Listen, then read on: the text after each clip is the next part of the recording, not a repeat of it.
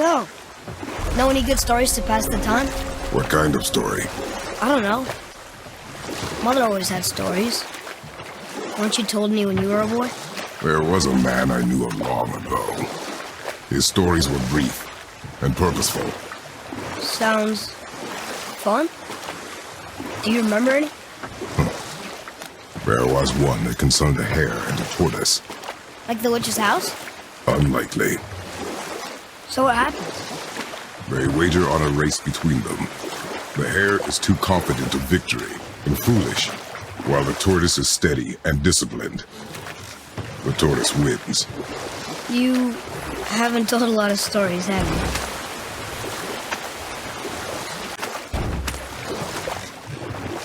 How about one more story? Very well. There was a horse. The horse sought vengeance upon his enemy, a stag. But he could not kill the stag alone. The horse met a man, a hunter, and made a deal. He took the man's bit and bridle and allowed him to ride in a saddle on his back. Together, they killed the stag, and the horse tasted victory. But the hunter would not release the horse and made a slave of him. So getting revenge cost him his freedom. Hope it was worth it. It was not.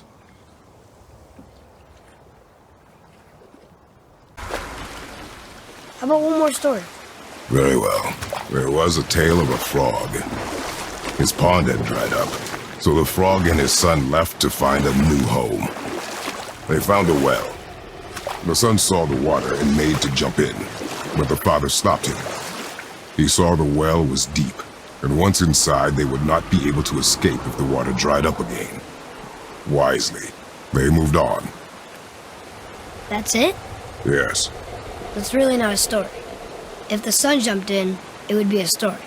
Then he would be trapped and starve while the father watched helplessly. See? That's a story. How about one more story?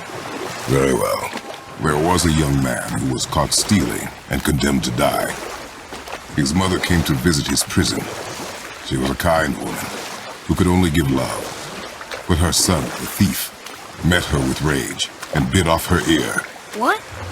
Why? Because the boy had always been a thief, and his mother had taught him only love and nothing of consequences.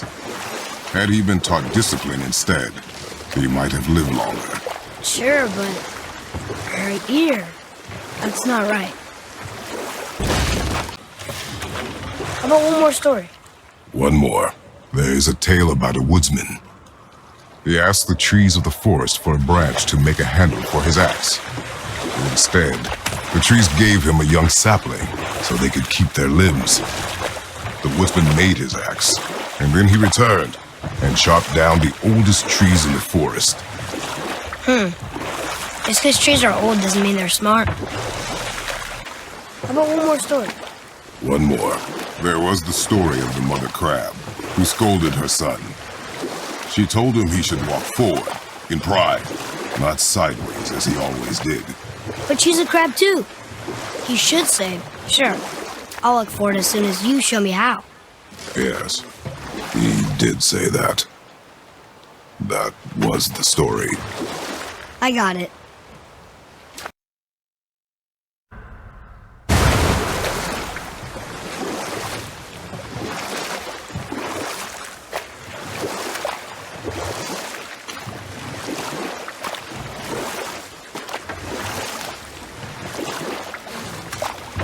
Got another story? Very well. There was once a scorpion who wished to travel to the other side of a river. Why? If you continue to interrupt, I will end the story. Okay. The scorpion asked the frog for help. He told the frog that if he gave him a ride across the river on his back, he would be rewarded. The frog protested, fearing the scorpion would sting him. The scorpion assured the frog that he would not sting him, or they would both drown in the river. The frog agreed, but halfway across the river, the scorpion stung him. The frog was mortally wounded, and they both sunk to the bottom of the river and perished. That's sad. Why would the scorpion do that? He was a scorpion. It is his nature to do harm. Oh. That's just what Mom used to say about the gods. Your mother always spoke the truth. Father, you ever know anyone else who heard voices? I knew desperate men at sea who, when our supplies ran dry, would quench their thirst by drinking seawater.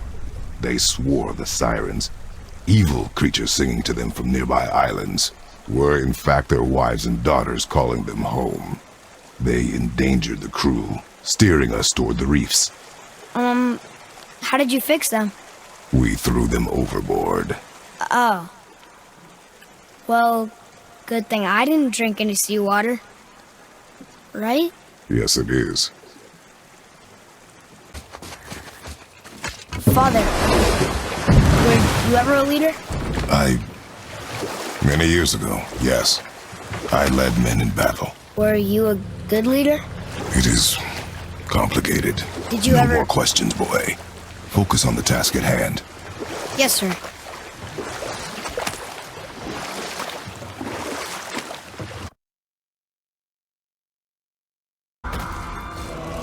So, why'd you want to name me Atreus? I know it can't be for a god. No. He was a soldier. A Spartan. A great warrior? All Spartans are great warriors. We trained from birth. Our lives were discipline, duty, battle, and death. Life was grim, and we greeted it grimly. But Atreus of Sparta was unlike the rest of us. He wore a smile even in the worst of times. He was happy. He inspired us to hope that though we were machines of war, yet there was humanity in us. Goodness. When the day came for him to lay down his life in battle, his sacrifice saved countless others and turned the tide in our favor. I carried him home on his shield and buried him with all the honors of Spartan custom. His memory was a comfort in dark times. Wow, you actually told a good story. We missed it.